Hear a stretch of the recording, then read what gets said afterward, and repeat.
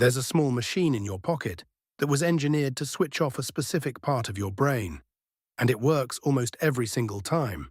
When you hand over cash for something, your brain does something protective. It feels a small sting, a tiny flash of real pain. Scientists have actually watched this happen on brain scans. Paying with cash lights up the same region that processes physical pain. That sting is a break. It's the thing that makes you pause and think, do I really need this?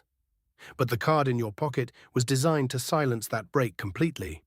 And once the break is gone, something in your spending changes that you can't easily undo. This isn't an accident. It isn't you being weak or bad with money. Debt is one of the most carefully engineered psychological traps ever built. And by the end of this, you'll see exactly how the machine works on you. Let's start with that sting, because it's the key to everything. Behavioral economists call it the pain of paying. When you physically part with money, you count out the bills, you feel them leave your hand, your brain registers it as a genuine loss.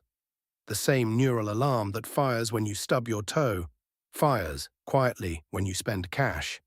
And that pain is not a flaw. It's a feature, it's friction. It's the built-in resistance that has stopped humans from overspending for as long as money has existed. The decision to buy and the feeling of paying happen at the exact same moment, so your brain experiences the full, honest cost of the thing, right there in real time. Now watch what a credit card does to that. When you tap or swipe, the money doesn't leave. Not yet. There's no counting, no handover, no sting. The purchase happens today, but the payment happens in some vague, faraway next month. Your brain separates the action from the consequence, and without the consequence, the pain never fires.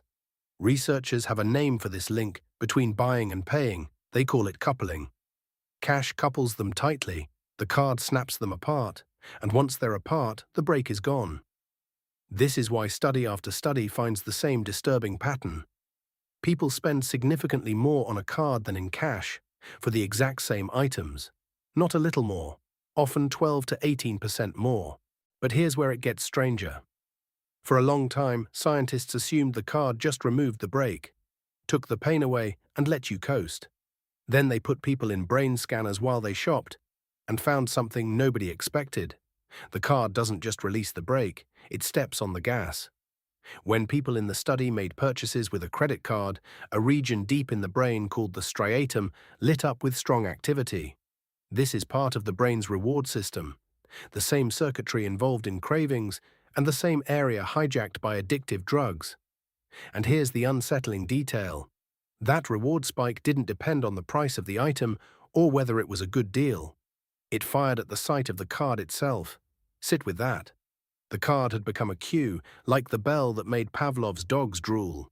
The brain learned to associate that little rectangle of plastic with reward, all on its own. So now the simple act of pulling it out releases a small hit of anticipation. The spending doesn't feel like loss anymore. It feels like winning. And this is the trap clicking shut. Real pain when you spend cash. Real pleasure when you swipe a card. Your brain, left to its own wiring, will always walk toward pleasure and away from pain. The machine isn't forcing you to do anything. It just quietly rearranged which choice feels good. So far, this sounds like a spending problem, but debt is something darker than overspending. Debt is a loop, and the loop runs on emotion. It often starts with a feeling. Stress, boredom, sadness, a bad day. And buying something, anything, delivers a quick, reliable hit of relief. A small dose of dopamine, the brain's more of that chemical. For a moment, you feel better, but the relief is temporary, and when it fades, two things are waiting. The original bad feeling is still there, and now it's joined by a new one. Guilt, regret. The quiet dread of the bill. So what does the brain reach for to escape those feelings? The same thing that worked last time. This is what makes debt behave like an addiction. Researchers find it shares the core signature of other addictive behaviors, impulsivity and a hunger for immediate reward, even when it damages your future self. Each purchase soothes the pain the last purchase created. The temporary high, followed by the crash, followed by the reach for another high.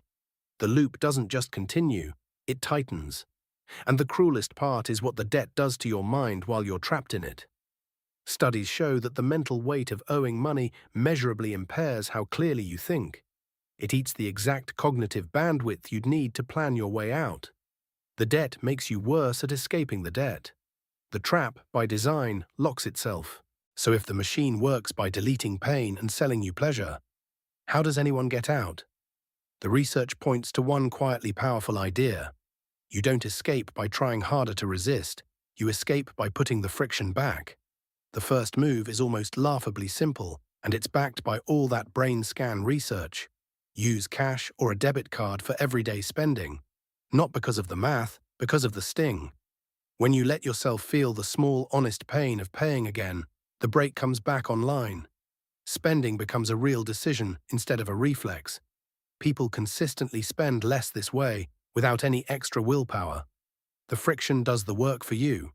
The second move is to break the loop where it's weakest, at the queue. The card in the pocket, the saved details on every website, the one-tap checkout. Each of those is a trigger that fires the reward before you've even decided. Add a single step of friction, remove the saved card, leave it at home, and you give the thinking part of your brain a chance to catch up to the craving. And the deepest move is to see the loop for what it is. The next time you feel the urge to buy your way out of a bad mood, you can name it. This is the loop, not a real need. That single moment of recognition is something the machine was built to prevent. Because the entire trap depends on the spending feeling automatic. The instant it becomes a choice again, its power starts to break. So here's where this leaves you. If you've ever wondered why it's so hard to stop, why the bill always seems bigger than you remember, why spending feels good and saving feels like deprivation, it isn't because something is wrong with you. You're a human being with a brain wired for real, physical money, living in a world that engineered that money away on purpose and replaced the pain of paying with the pleasure of a swipe. The machine was never broken. It was working exactly as designed, just not for you. But its whole power lives in the dark, in the part of spending that happens before you think. And the moment you can feel the sting again, name the loop, and put the friction back. You take the one thing the machine was built to remove. You take back the pause. And in that pause is every dollar you were never really choosing to spend.